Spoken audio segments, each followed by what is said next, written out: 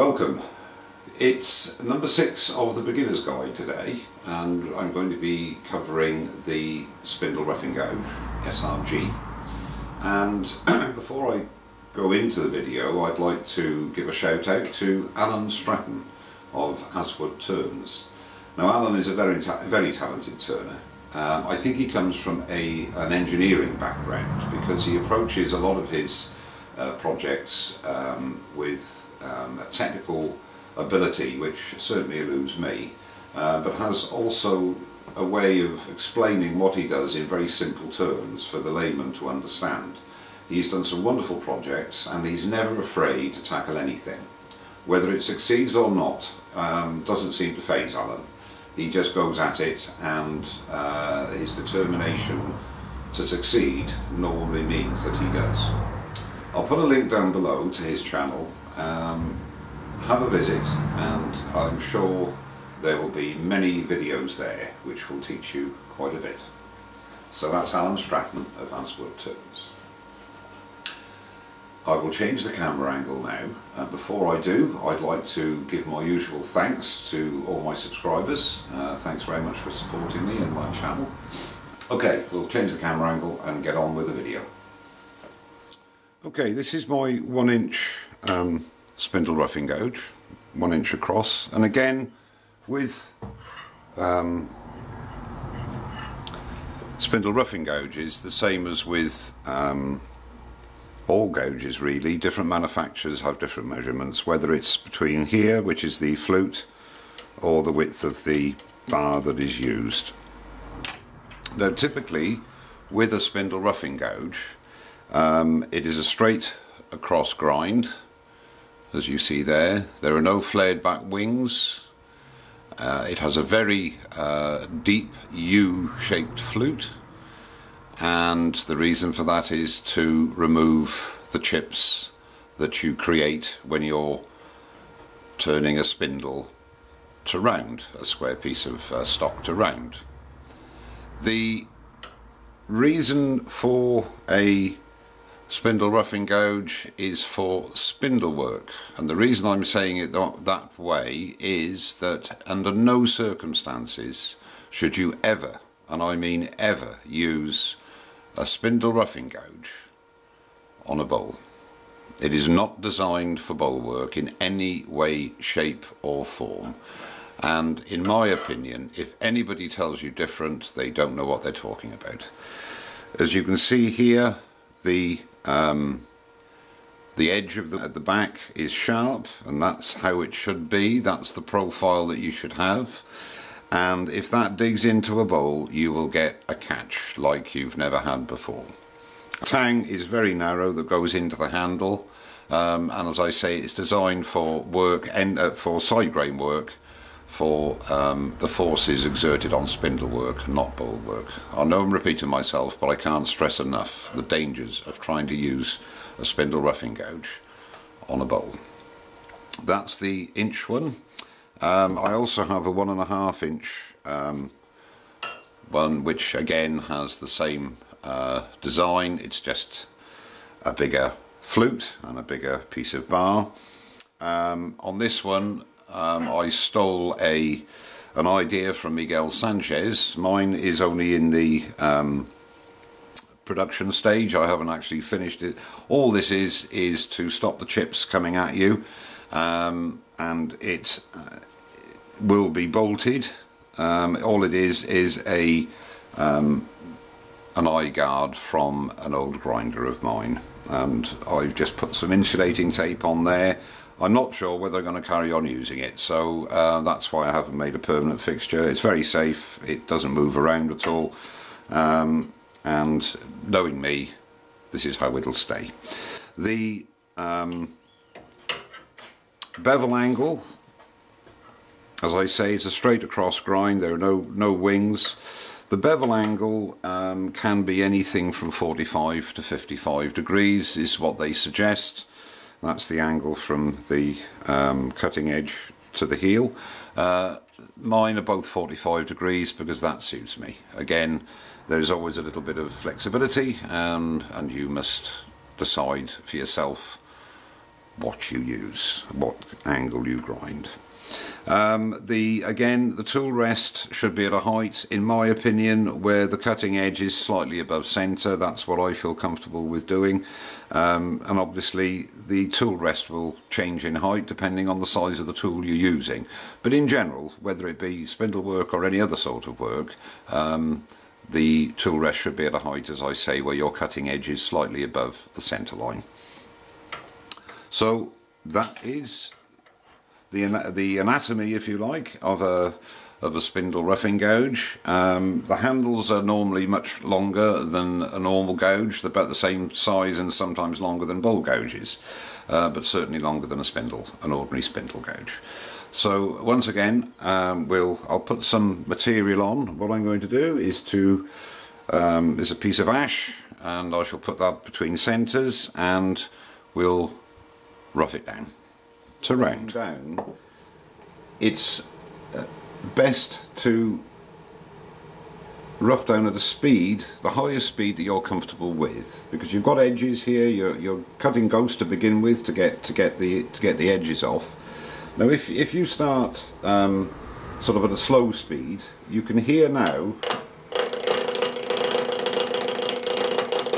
You can do it, but it's very laborious because you've got the edges coming round at a slow speed. So each time it comes round, it's knocking. So the quicker it goes, the far smoother that the operation goes. Now, it's totally up to you, as I say, whatever you're safe with, whatever you feel happy with. Now, if I start off here now at 1700 revs, you can already see that it's a much easier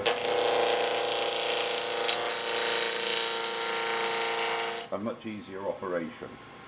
Now, I personally go at about 2,500 revs, and you can see how easy this is now.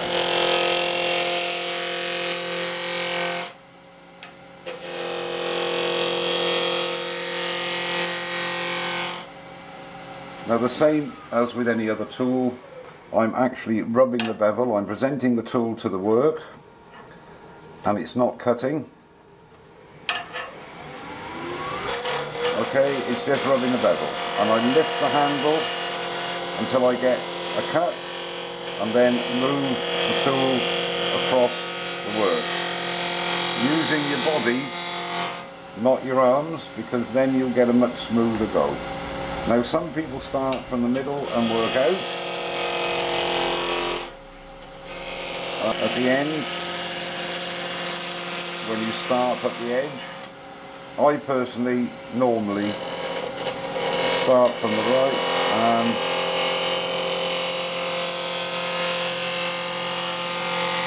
work my way across. And when you start to get a gap developing between the work and the rest, move your tool rest closer, checking that it's not touching.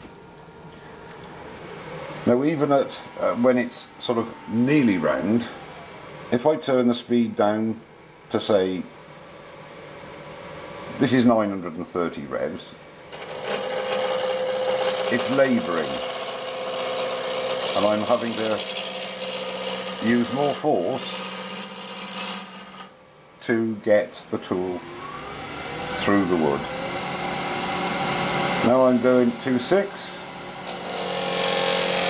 much more pleasurable experience.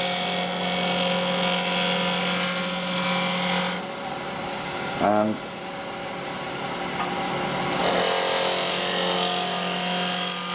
maybe that.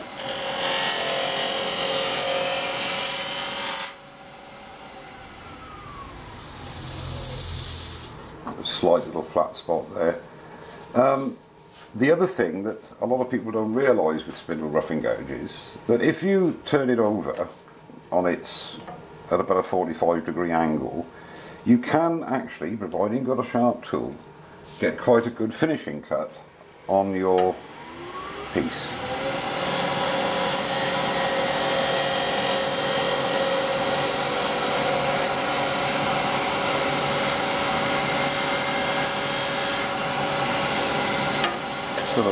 flat spot there. Let's get rid of that.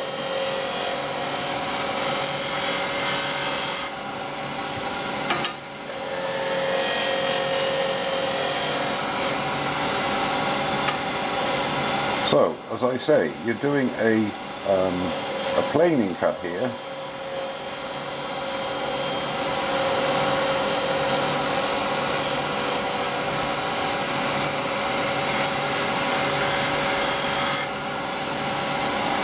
And you will see, hopefully, that's quite a nice finish off the tool. And then you can go on to doing your shaping. Now you can do, let's go back to the 1-inch gouge. You can do your basic shaping. As I say, if you, I don't say you're going for a cone or something, you can use this to hog off the wood, the excess wood.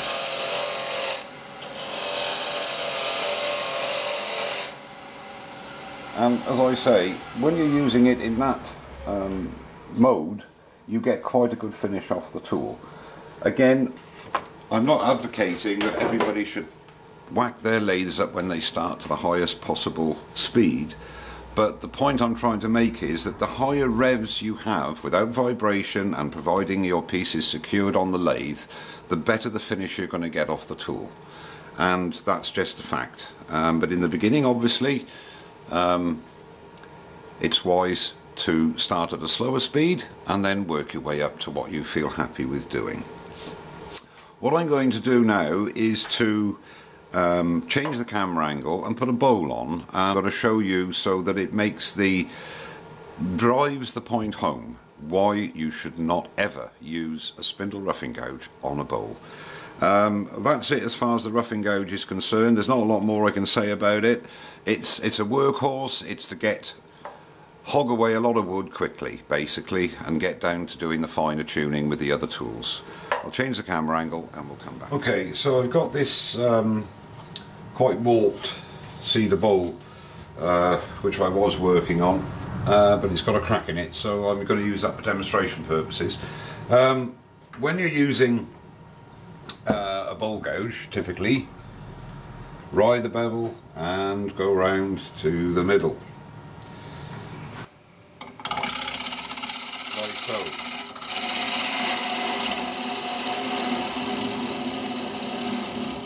Now that's a fairly safe operation. Now, I'm not going to attempt doing this with the lathe turned on. Now, if I do it so you can see, if you present the tool on the bevel, you will get a cut, as you can see. And you work your way towards the middle, that's fine. Okay, so you will get a cut. But when you start out here, and you're starting on the rim, if we're going in, okay, we're getting a cut, this is not easy, we're getting a cut, getting a cut, getting a cut. Now, look what's happened. We have caught that point of that wing on there. Now I'm going round at about, I don't know, 2 revs a minute, but I think it'll show that, okay, rubbing the bevel is fine, but as soon as you start to go in, you're going to dig in, and that's going to throw your tool, break your work, and worst of all, it's going to injure you. So please, please, please, never, ever, ever use a spindle roughing gouge on a bowl.